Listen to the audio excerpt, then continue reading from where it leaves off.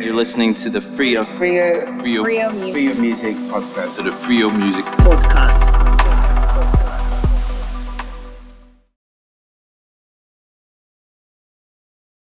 Welcome back to another episode of the Frio Music Podcast. In this episode, I sit down with Drew Wood, aka Bioluminescent. During the conversation, we discuss his latest project, Bioluminescent. He's previously been releasing music under the name of Morse Code, and we will talk about the change of name and why he decided to move forward under this new brand.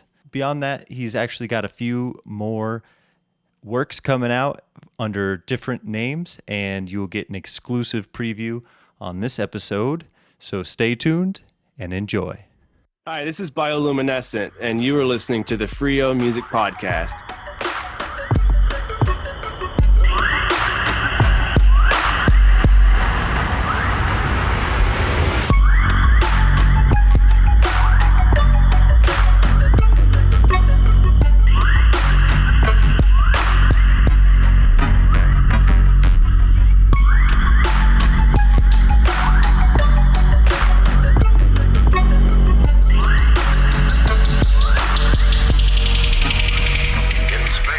My name is Andrew Wood, and I am Bioluminescent.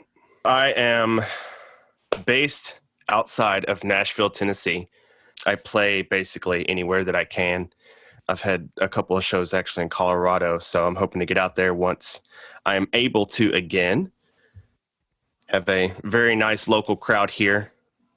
Always looking to expand that in any direction I can. And are you from Kentucky?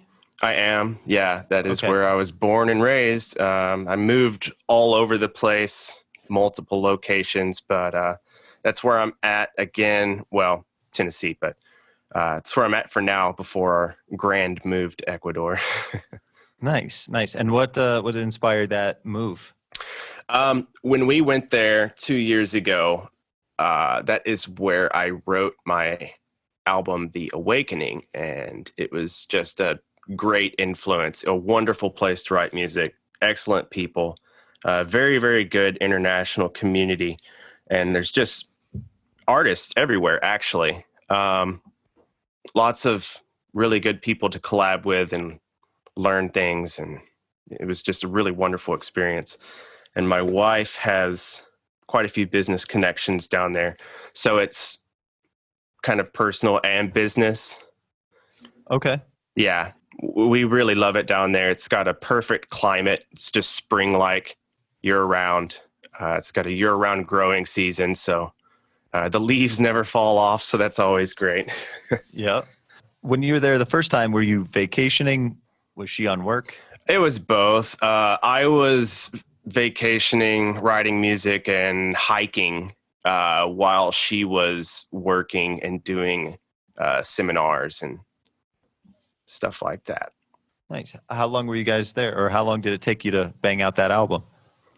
I had already started working on it a couple of months before I left. I had lots of things in place, but I actually started plugging it all into the DAW. And I finished, I think, 6 of the tracks while I was there. So I did about half of the album while I was down there.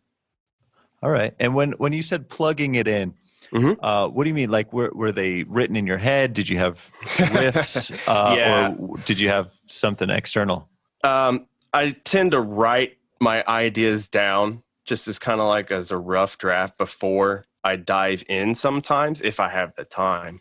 And then I'll plan out which VSTs I would like to use before I start the project. Sometimes, it just kind of depends on the feel, but yeah, it was a very fun experience.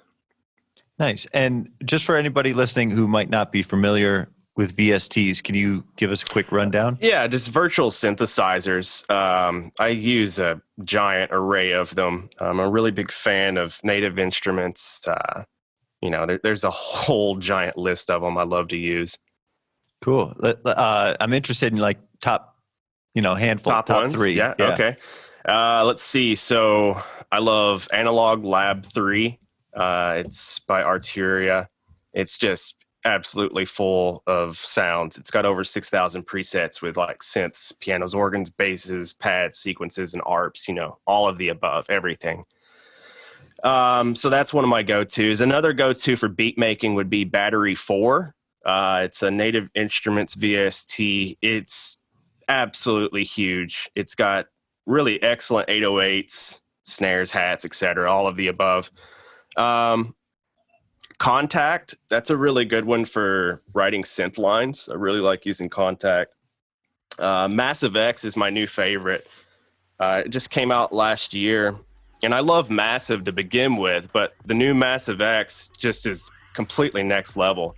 I've been using it to write most of my new main bass lines, like the main bass line from the track In Space.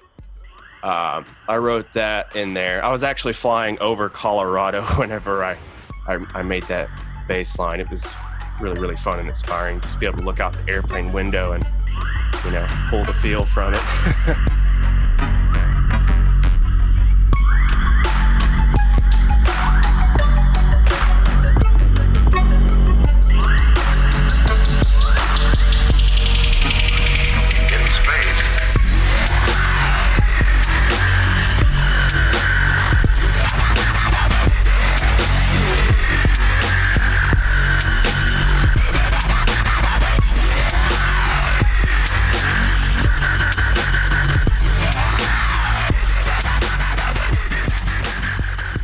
So when you're kind of approaching a track and you think that you're gonna pull from Massive X, do you like if one of them you mentioned had like 600 presets? Do you kind of have an internal catalog, like you know that like in a range these kind of sounds float around? Or I've got some favorites that are already pulled up, but it's kind of just free range. I just go for the sound that I am imagining in my head. So I just kind of flip through the presets and tweak them as I go along. It's just kind of a feel through thing. yeah, so you already have the idea or the sound in your mind, and then the job is just finding the closest preset and then tweaking it to get closer. Yeah, most of the time. Yeah, that's how it works best for me. Yeah. Cool. And when you were younger or getting going, was there more of an exploration? Like, I wonder what in the world this sounds like, or what could I do with this sound? I mean, this is wild. Yeah, there was lots of moments like that. I first started playing piano whenever I was 6. My parents got me this Casio keyboard, and I just really dived in. It was wonderful.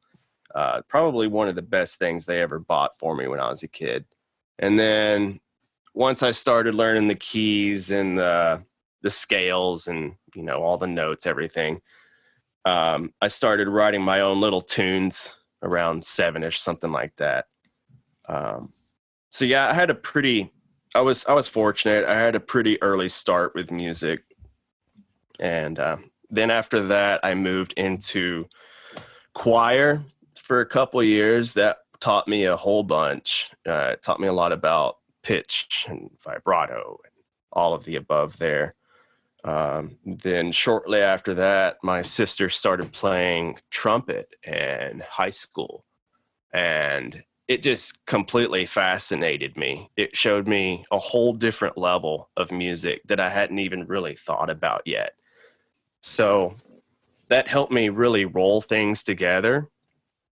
And I started messing around with her trumpet, and she moved on to French horn eventually. So I inherited this awesome trumpet, and I got really good at it. And they invited me to play with the middle school band when I was in 5th grade. So I started with them, and then I dove into honors band and all district, state.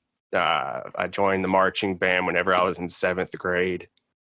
So nice. Yeah, it was really fun.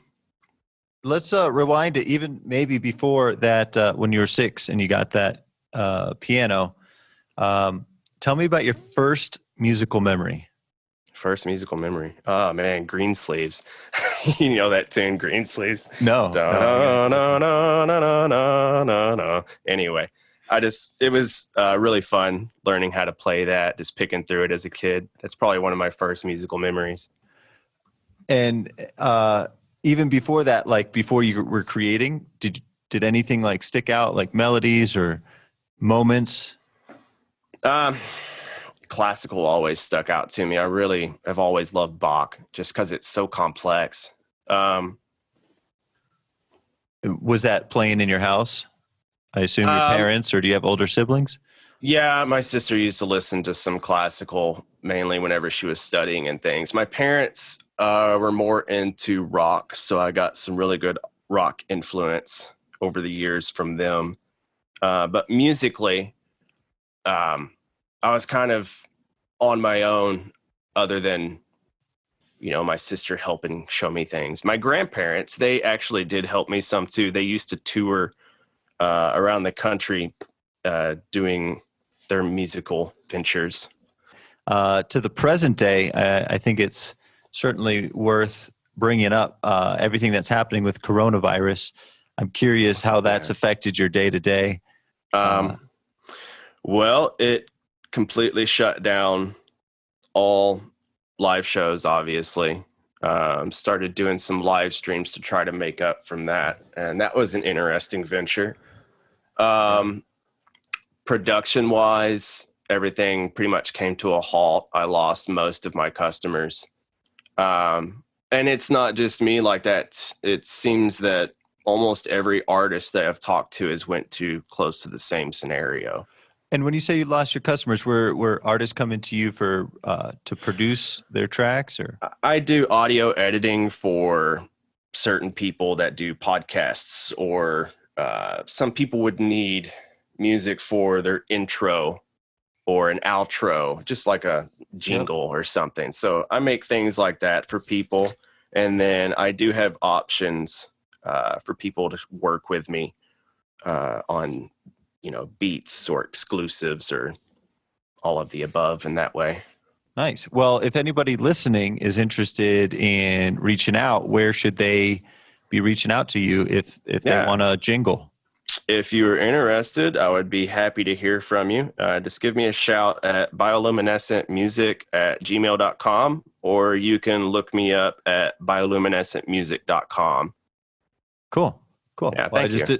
Yeah, I mean, since we're on the topic, I felt like it was pretty relevant there. Yeah. And who knows who's listening? So that's I mean, it's such a worldwide phenomena, and since we've been alive, we've never experienced anything like it. And Right. the global nature of everybody traveling, with airplanes and stuff, like in the Spanish flu days, people weren't traveling as much. Yeah. I think it's just amazing how quickly the ripple effect, for lack of a better term, or the spread, For sure, all the closures, certainly interesting. So it was a very interesting thing to watch. Yes, it was. Yeah. Yeah. And I mean, it still is. It's still going. So especially in America, I think other places are starting to open up, and I know Colorado's trying to start opening slowly, but we'll see how that goes. Yeah. But I was looking at playing a show in Crestone later this year, but I don't think that's actually an option at the moment due to, changes currently. Gatherings. You're not allowed to gather. You can't. Yeah. So, it's interesting times. So tell me about how you were doing online streams. I'm just curious, what platform were you using? What did you discover? What struggles? What victories? Started with Twitch, did that for a little bit. Ran into some issues with streams because of their system just flags all sorts of things. And I've ran into problems on YouTube before where I'm playing my own original music, but it'll get flag you for copywriting right, yourself. Yeah. It's like, okay, guys, this is mine. Can I please play this? Anyway, that's happened a couple of times. Interesting. But mainly Twitch and YouTube. Okay. And Twitch, similar issue with the flagging? Or? Yes. Yeah. Okay. Well, hey, at least your music's copyrighted and floating out there. All the platforms are aware of it. Floating along. Yeah. But man, I wonder, that's an interesting situation. I'm sure you're not the only one who's had to deal with that. No, So there's multiples, and there's other. I don't know if you would call it funny, but there's other scenarios that are interesting where I've had previous releases with record labels, and since it's under their copyright, I'm not allowed to use it because it's under their copyright, so it gets flagged. interesting. Even though it's mine. So anyway, bad record label experiences in the past can come back to haunt you. So beware, artists out there that are new and coming into this. Always do your research. Nice. And what, in particular, if a new artist is doing research, what should they be looking out for? Always try to meet with someone on the phone, at least. If you can do in person, that's wonderful. Try to stay away from signing with a label that's, 4,000 miles away across the world. Try to stay as local as you can until you find the opportunity to expand properly. Nice. That would be my advice. And so how did you land at Abandoned Building Records? That was a wonderful coincidence there. So I played a show in Crestone, Colorado last year. Beautiful little mountain town, very spiritually oriented place. Just really, really great vibes overall.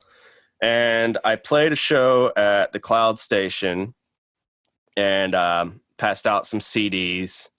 And it happened to get in the right hands of my friend Matt, and he was interested. So we started talking back and forth. And then after, I'd say almost about 10 months, they decided to add me on and start releasing. So here I am.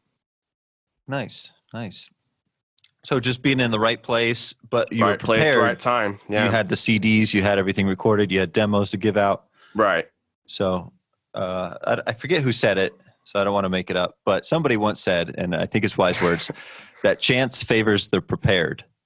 So were there any major, let's say other than that situation, any major turning points in your career or life that led you towards the music path? Multiple. Yeah. I'd say the biggest turning point for music-wise was whenever I discovered FL Studio 8 in late 2008. I had always felt limited by my musical creations before that. I didn't even know what a DAW was. I loved electronic music because I've always been just a giant fan of electronic music. I just completely ate that shit up. So anyway, but being able to sit down and just plug in whatever I wanted inside of a DAW was absolutely life-changing. So from 2008 onward, I just got lost for years, just creating track after track. So that was the biggest life-changing moment for me. Then I came across Ableton shortly after that, started messing around with it. That was yet another life-changing thing. Started DJing in 2010. That's still its own category. That's its own musical venture there. I'm still learning every single day about that. I'm learning CDJs now, and I've been fortunate enough to get a Pioneer DDJ 1000 that I work on pretty much every day. So I'm always learning in that venture. But more recently, I would say biggest changes would be starting this new label. Joining this label. Yeah. That's definitely the biggest positive change as of late. Nice. It's always good to have positive changes in recent history. So that's upward trajectory. That's nice. Yeah. So before 2008, before you got your hands on FL Studio, what were you using, and what electronic artists inspired you before then? So before 2008, I played piano, trumpet, French horn, trombone, baritone, drums, and sang. I did a couple of rock bands. Just we sucked. It was not good music, but it was fun. It was learning experiences. Were you recording at that time? No, we were just messing just around. live. Yeah, we only played a couple of shows. It was nothing really serious. But some of my biggest musical electronic experiences or influences back then, let's see. So I first really heard electronic music for the first time when I was around 10, I guess. My mom was really big into running and jogging, and she got some cassettes that had like Darude, Sandstorm, and That's a great one. Better Off Alone, Alice DJ, stuff like that.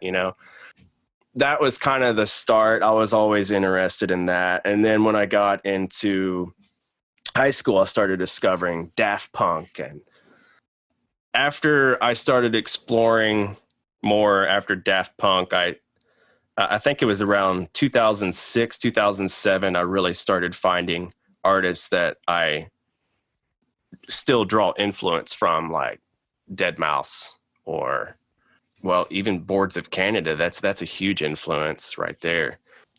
Or Benny Benassi, that was another earlier one that was pretty influential. And then in 2008, I randomly heard Bass Nectar for the first time.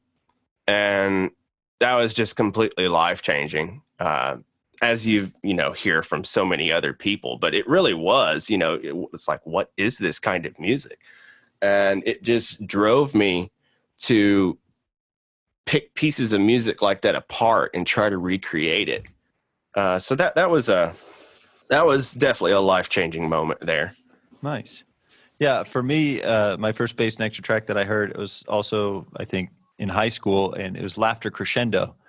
And it was just, it raises more questions, than it's interesting. And all right, another, going off on my own experience, another early electronic artist I saw was Soundtribe. And I went to a J5 show, Jurassic 5, and Soundtribe headlined it. Jurassic 5, I think they co-headlined it, but Jurassic 5 was on first at Red Rocks.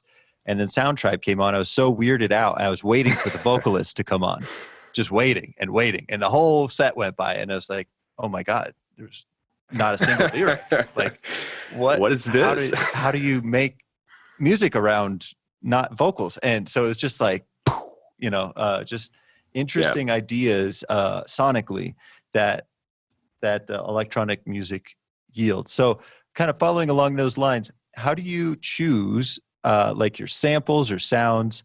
How do you kind of decide what textures make the cut? What textures make the cut? It really depends on the feel. Sometimes you'll go for a more harsh synth line that's really gritty. But if you're writing something ambient, you're going to go for really smooth melodic soundscapes. So it really just depends on what type of vibe you're going for. Sometimes I will dive into my wonderful Splice collection. Thank you, Splice, but I try not to use it very often. But anyway, that can give you a good start if you're struggling to find a melody to start with or something.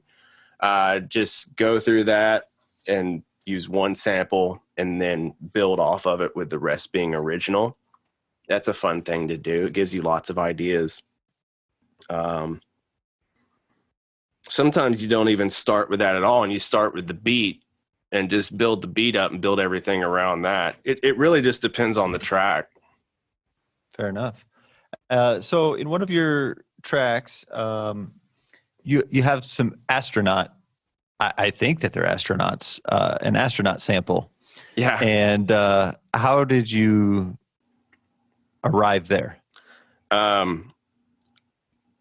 I discovered the NASA sample pack that is in the open library. And I used some samples from the Apollo 16 mission. And I used it in the track Godspeed, which is the intro to the album, The Awakening. And then I used it on the outro. And space is just the ultimate inspiration for me because it's limitless. So I like incorporating as much of that into my tracks as I can. And I have lots of unreleased tracks that go on similar vibes as that also. Cool. So I think that brings us nicely to your latest album, In Space. In Space. So obviously you're inspired by space. Where did you create it? Was it in your... That was created place? here at home. It kind of started with just this cheesy little sample I found off of Splice, the year 2020. The moon has been colonized. Anyway, that was just kind of the start of the idea, and just rolled with it. Nice. It's really fun to just come up with little cheesy ideas and see what happens. And then an entire EP formed around it. So I wrote some of the bass lines while I was out traveling. Wrote some of it while I was in Montana. Wrote some of it while I was in Tennessee. Some of it while I was in the Smoky Mountains. Were you traveling for music? Just for pleasure, basically, going out, having some adventures, and writing music when I can in the middle. Nice. And then visiting family as well. I've got family up in Montana and over in Washington State. We go over there when we can. So I want to rewind backwards again and kind of talk about when you first started like branding yourself. How did you come up with Bioluminescent? Bioluminescent is actually my second project. I started that in 2017, and currently I've released 45 tracks or so, something like that, underneath Bioluminescent. I've still got at least 30 unreleased tracks at the moment, so there's a lot to come. But previously I released as Morse Code from 2008 to 2016. That was a really fun venture. I released on 7 or 8 different small labels. I released over 100 tracks as Morse Code. I eventually stopped because of some other person. I took a few years off between 2013 and 2016. Had 2 wonderful daughters, and I was working really, really hard to do the best for my family as I could during that time. So I kind of put music on the back burner for a few years. I released maybe 15 tracks during those couple of years. And also during that time, there was another Morse Code artist that popped up in LA. And I had just got back into the scene. I'm like, all right, I'm going to dive back in. And I released something in late 2016, and this guy contacts me. He's like, hey, you're going to have to take that down and change your name or I'm going to sue you. So I had to completely restructure everything. That's what was the nail in the coffin for that project. But I'm glad it happened because it motivated me to really come up with new ideas and restructure everything from the ground up. Just go grassroots. And that is where Bioluminescent started. Great. That's a bummer. I've actually heard that happen to multiple artists now in regards to having same branding, and then there becomes, legal threats. But yeah. I think it's great that you decided that you had already released a lot of 100. You said 100 tracks under that name. Around that, yeah.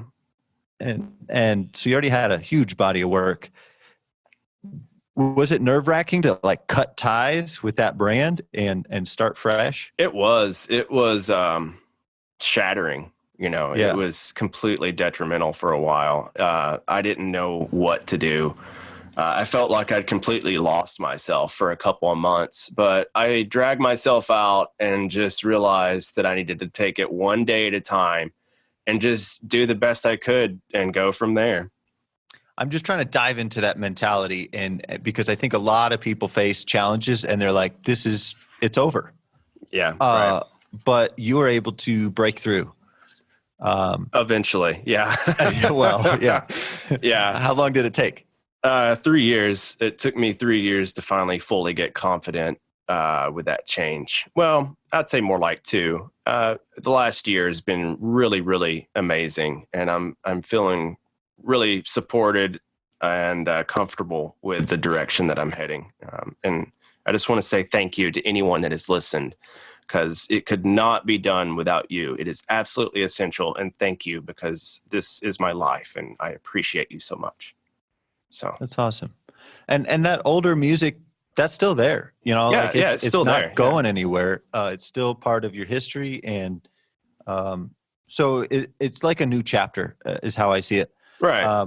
So what, was there anybody, anything, any mental breakthrough that helped you, like, you know what, I'm going to keep doing this. I'm going to just take a left turn or right turn. Yeah. Mainly just stay true to yourself.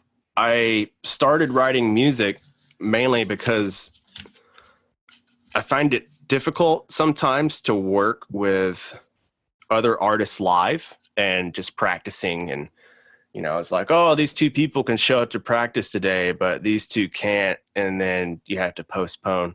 So I found it better just to produce things on my own. So just stay true to yourself. Don't get discouraged.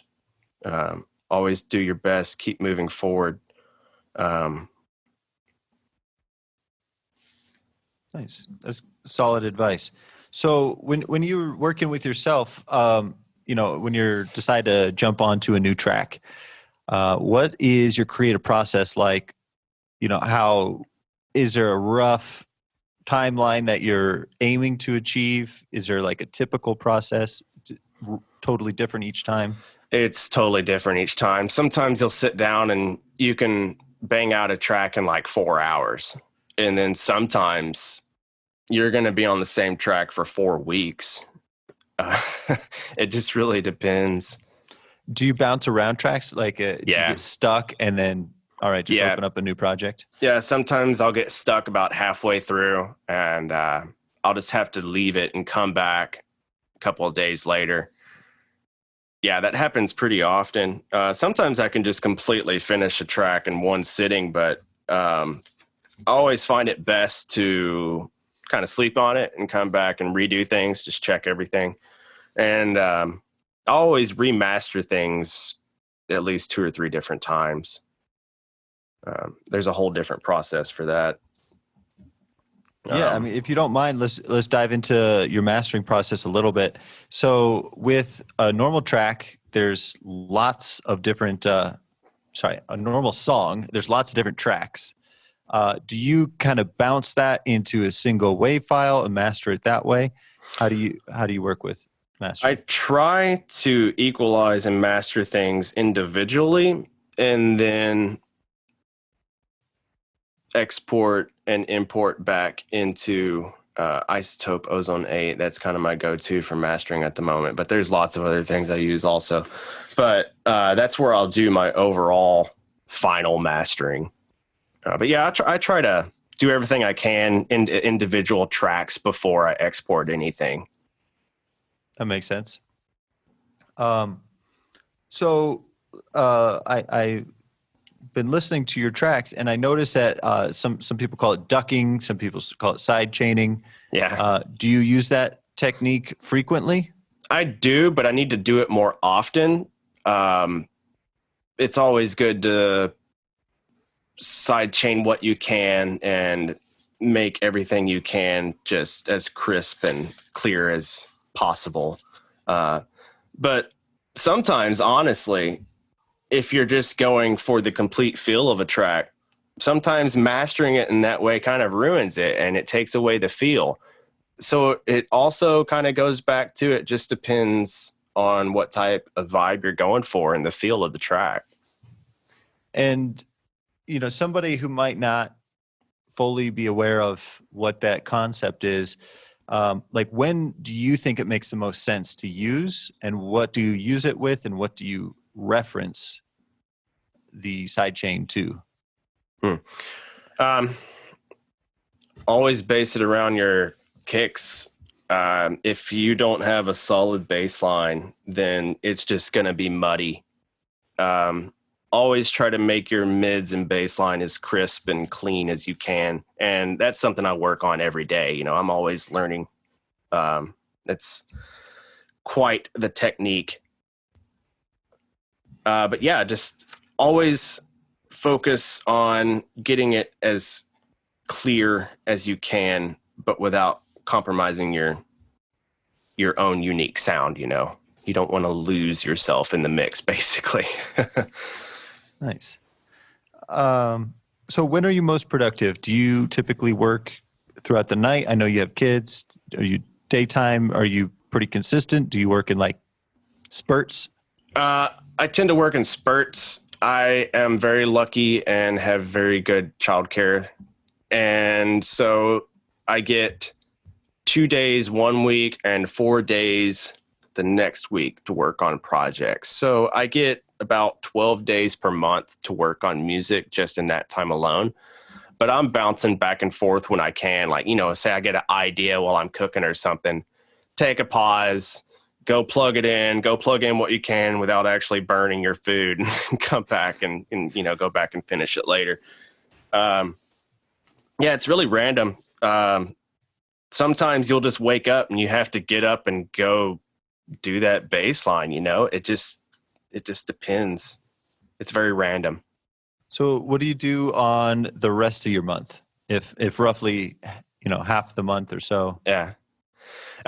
So I live on a small farm, so there's always lots to do. Here lately, I have been renovating the house, doing painting, replacing floors, putting in new walls, all of the above there. Outside, there's always trees to cut. Things fall all the time here. We have some nice chickens and horses that we take care of. They're really good for the kids. They really love them. So yeah, there's always lots to do around here when I'm not doing music. Nice. So on a day that is like a music on day, and you show up and like, how do you, because some people say, well, I'm not inspired, so I'm going to wait. So how do you kind of bring it out of yourself on your on days? Just do it, man. If you don't feel inspired, just try to write anyway. You know, even if you don't feel inspired, go find a sample to try to get an idea from, and then recreate it. Don't use the sample, you know, if you don't have to, but just try to find your inspiration wherever you can. Some people, myself included, go on a walk, listen to nature, you know, pull your ideas from your surroundings, just take in as much as you can, and try to go with that idea. Great advice. And so speaking of nature, you've been traveling around, you make music on the move, you make music in different countries. What is it about travel that perhaps is inspiring or that you draw from musically? I guess it's the new experiences really that kind of inspires me the most. Just staying in the moment really helps. And it's interesting. Whenever I lived in Washington, it really gave me a different feel. Like if you go on a hike in Washington, you're going to get a completely different feel than if you go on a hike in, you know, the Smoky Mountains or something in Tennessee.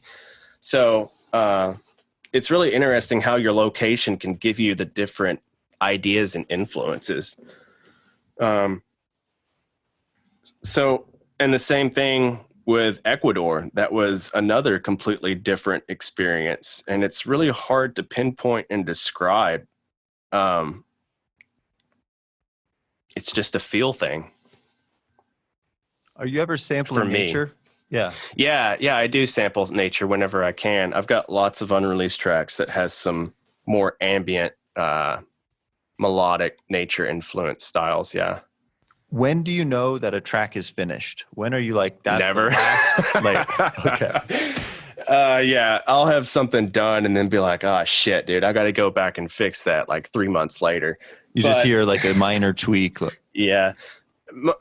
Just get it as good as you can. Get it to that 90% mark, and just when you're never going to be completely happy with a track, just do the best you can. I never am anyway. Some people are probably different, but every time I do one, I'll come back and have another idea a couple of weeks later or something. Be like, oh, I wish I'd have, mastered this slightly different, or, that's normal. So some of your songs, my description of it, some of your songs have like a lighter touch, incline, and I don't know how to say this word, but Bosque. Oh, Bosque, yeah. Bosque.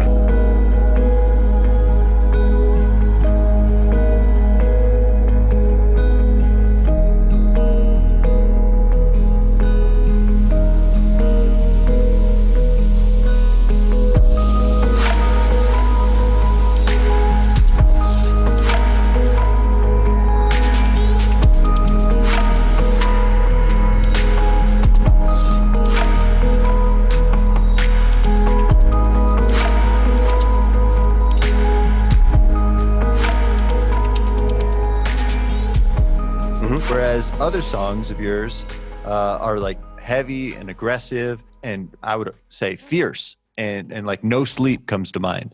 Yeah, right. That. Kids who get high repeatedly don't want to come down.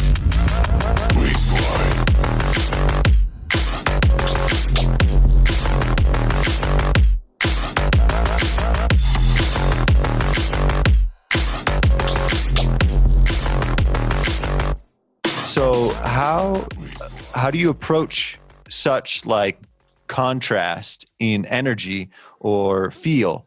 Do you go into the song? Is it internal feeling when you approach your creation process? I really try to incorporate emotions into my music, so it really kind of depends on what mood I'm in sometimes. If I'm in a really chill meditative mood, then I'm probably going to want to make something more melodic and down tempo.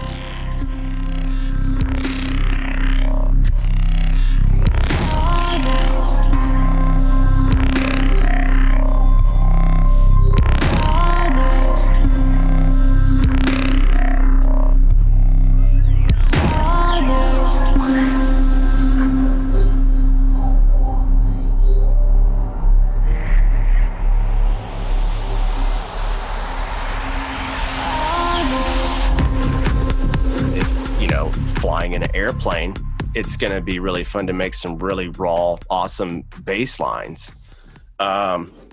It just depends on surroundings and the emotion of the time. But I try not to fit in a box, really. I don't like boxes. I like being able to have multiple different genres going on at once. Actually, I have 2 other side projects at the moment this is an exclusives because no one has even heard this yet. So yeah, be on the lookout for new music from the name Lyra and Druid. I'm making some more rock and metal influence music with my project Druid. It's amazing. I'm pretty sure anyone that likes Perfect Circle or Tool or any of the above are going to love that type of feel. How do you spell that? Let's spell them both out. Oh, okay. So listening. Lyraa is the project Lyra that I'm doing with my wife. We make more M83 experimental type vibes. Like right now we're writing a full-length album that's about a journey through space from the constellation Lyra to Vega. It's just an entire story of its own. We're still writing it, doing all the lyrics and plugging in all the stories and everything. So that's a really fun one. I'm pretty sure everybody's going to love that. And then Druid is very rock, metal influenced, but also with really heavy dubstep type bass lines mixed in. So it's kind of mixing rock and bass music together. Also with really dark, intriguing atmospheres and melodies. It's really fun. Yeah. And how do you spell Druid? Druid. Nice. And Druid. any rough release? Maybe we could go by year. Any estimation? It'll be within the next year for sure. I've got an EP that's rough with Druid and the full-length album with Lyra. That's going to take a while. But yeah, within the next year, you all should start hearing. So 2021 for sure. Check it out. Yeah. Just in case somebody's listening, distant future, they've time traveled, it might already be out. Okay. This one's like a hypothetical. I'm just curious how you'd answer it. You're trapped on an island. You got shelter, food, water, and speakers. You got 3 albums that you can take with you. Which 3 albums would you take? Oh, man. Well, if you're stuck on an island, probably going to be pretty pissed at sometimes. So you're going to want some like Bomb the Block vibes from Bass Nectar. So let's go with, I don't remember the name of that Boards of Canada album. It's all good. One of theirs. Yeah, one of theirs, right? Any of those would be fitting. And then let's go with 10,000 Days by Tool. That's pretty fitting, I think. Nice. Yeah. So all right, Boards of Canada, Bass Nectar, and some Tool. Nice. All right, you get 3 musical tools. And remember, you already have speakers. What are you going to bring? I would for sure bring my trumpet. That's probably one of the best ways I can musically express myself. Vocals, that's always a good one that, you don't require anything for as long as you got a microphone. So trumpet, mic. Trumpet, mic. I guess there would be no way to charge a laptop, so that's a no-go. Maybe there's solar panel or something. Yeah, but all right. You got to record it somehow, so I think the laptop's got to make the cut. Yeah, right. Okay, so let's go with a laptop as the third one. Yeah. Nice. Cool. So what tips would you give to a younger musician starting out today? Oh, tips. Don't get discouraged. You're going to meet a lot of haters, and that's okay because that helps you grow. Always keep moving forward. Stay true to yourself. Practice your instruments whenever you can.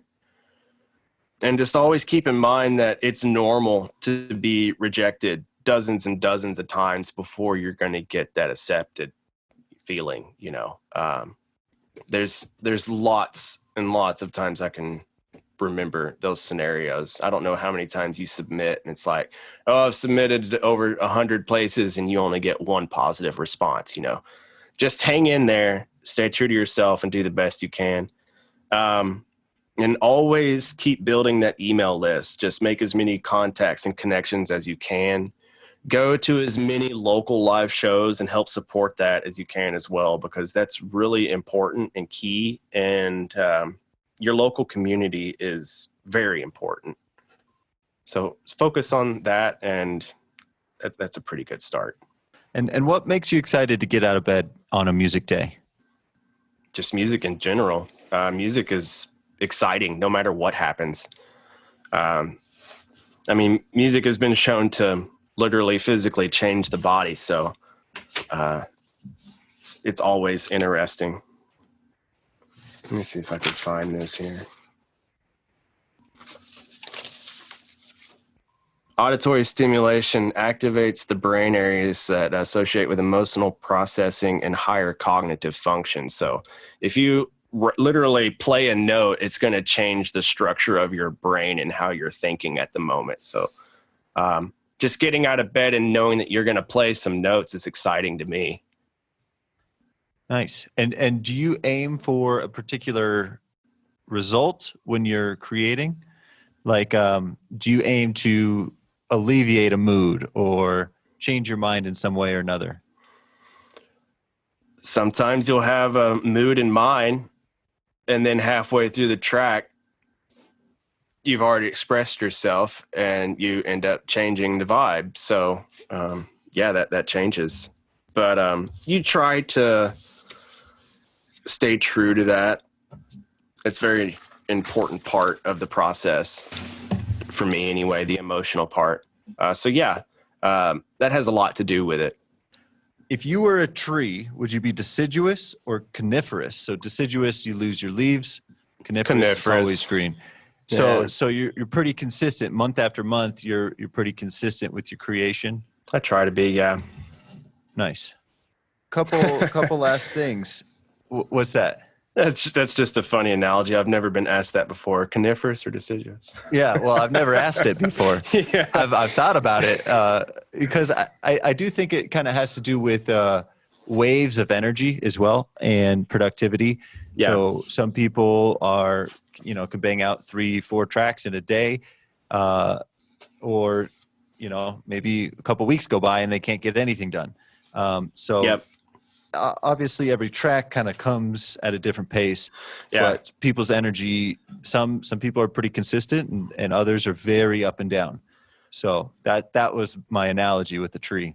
I try to be consistent, but there has been times where, you go months and you don't have much inspiration, mainly just because you're so drained by reality itself. Life is hard, man. Sometimes it's just difficult to sit down and write something just because there's so much crap going on around you. But that also can be an influence in itself. Just pull off of the world around you. Yeah, I agree with that. So last question is for you. What are you currently working on? And beyond that, is there anything else that you want to share with the listeners? Right now I've got over 30 unreleased tracks, so there's lots of things to come in the near future. I've got a single release called Dharma coming out with Abandoned Building Records. That should be out next month. I think the 22nd is what we planned on. So keep your eyes open for that. And then there should be a full-length album coming again within the next year from Bioluminescent. And then also there is the other full-length album from Lyra that's going to drop at some point, and the EP over at Druid. So lots and lots of things going on. Just keep your ears on all of my pages. You can find me on SoundCloud.com, Bioluminescent Music. I'm on all of the socials, Facebook, Insta, all the above there. Yeah, lots to come. Bioluminescentmusic.com. I've got over 70 tracks on SoundCloud at the moment, so that's a good place to go check out things as well. Nice. Great. Well, if there's nothing else, then we can call it a day. Man, I really appreciate you. Thank you very much for all that you do. Thank you to all of the listeners. Like I said, it can't be done without you. It's absolutely essential. Thank you.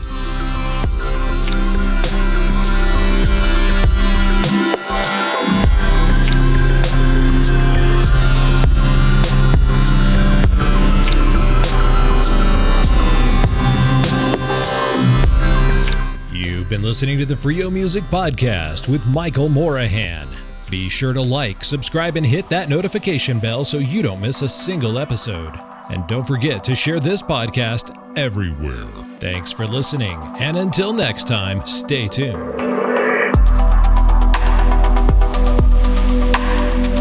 Frio Music. You are listening to Frio Music.